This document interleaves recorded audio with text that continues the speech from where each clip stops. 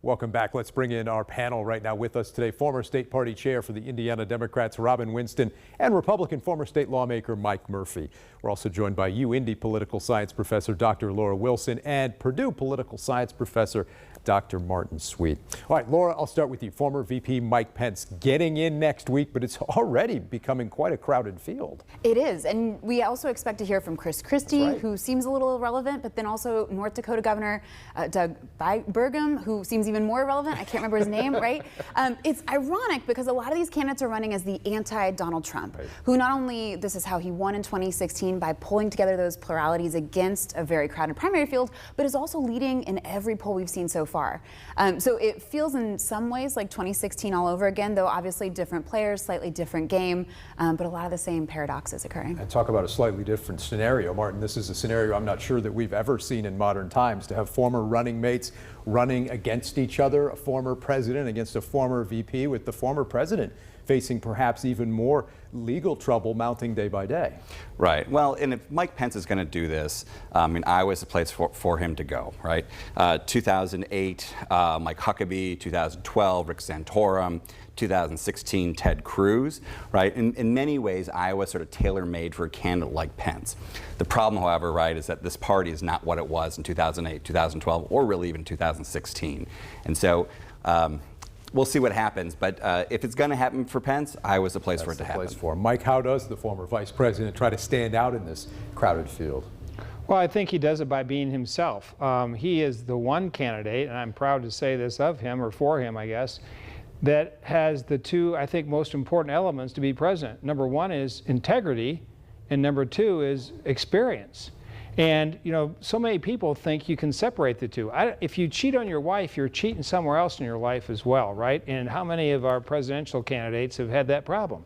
So he has integrity and he has experience, two things that I don't think anybody else has together. All right, Robin, what's your reaction here from the other side of the aisle? And what about the other big news this week, too, on the debt limit bill?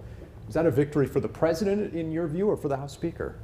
Well, I'm going to say it's for the president. I mean, my gosh. I mean, we started this with people saying they wouldn't support it at all, and as usual, Joe Biden, he worked it out and get everything resolved. As far as the soon-to-be cast of Ben-Hur or the mummy running for president that they've got, you have to get, 17 slots for a debate and get ready to watch the Donald Trump show again. Because all he has to do is get, 15, 20% of the vote every time, and he wins. Just like 2016 in that sense, like Laura was saying, in terms of the field.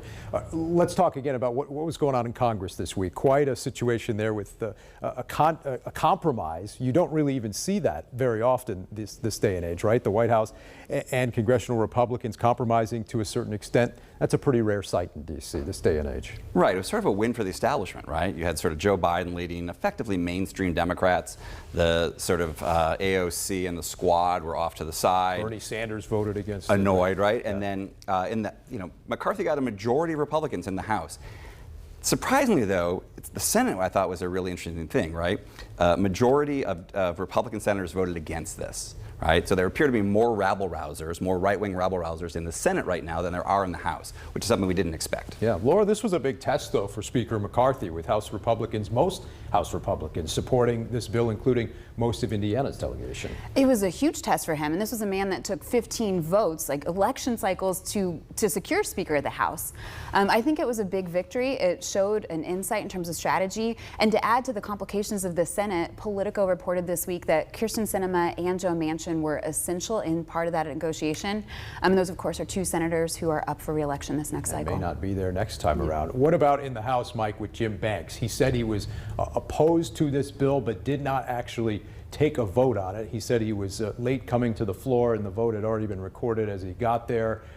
Do you think that he meant to not take a vote on this bill, or as he runs for Senate, or do you take him at his word that he simply didn't make it? I think you have to take him at his word. I can't get into his head, but you have to remember that everything Jim Banks does between now and the first week of November, it's election year, right? And so every decision, which car he takes out the driveway is colored by politics. How am I going to look when I drive this car as opposed to that car? I mean, when you're running for that level of office, or not take this vote. Yeah, exactly. I mean, that's all there is to those considerations. Robin? Well, I mean, I hope the people of Indiana will remember that he wasn't there to vote to continue veterans benefits, Social Security payments, and things that matter.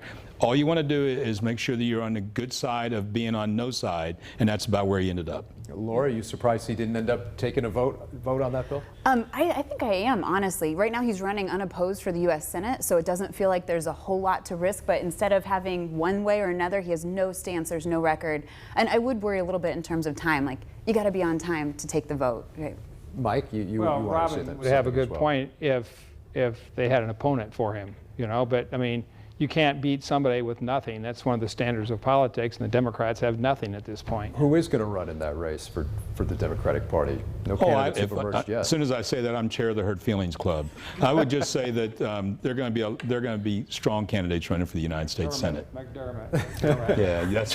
What about the news at the State House this past week? State Representative Jim Lucas, of course, under arrest, a drunk driving situation. He's been no stranger to some controversial headlines that the Republican caucus has had to deal with. Questions were asked of the governor this week. Should there be any mechanism at the State House level to punish him beyond any legal consequences within his caucus or his chamber?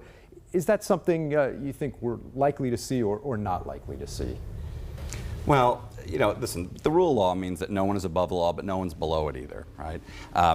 He's met his qualifications for the job, right? Typically, these sort of things are left for the voters. Let him sit on the ballot next time he's up, and the voters reject it. That's their business. So I don't think we're going to do something special on top of this. Let democracy win. All right, we've got to leave it there with the panel. They'll be back for this week's winners and losers coming up. Also ahead, textbook funding for Indiana schools falling short, according to some superintendents we spoke with. We'll hear from them and from the governor straight ahead.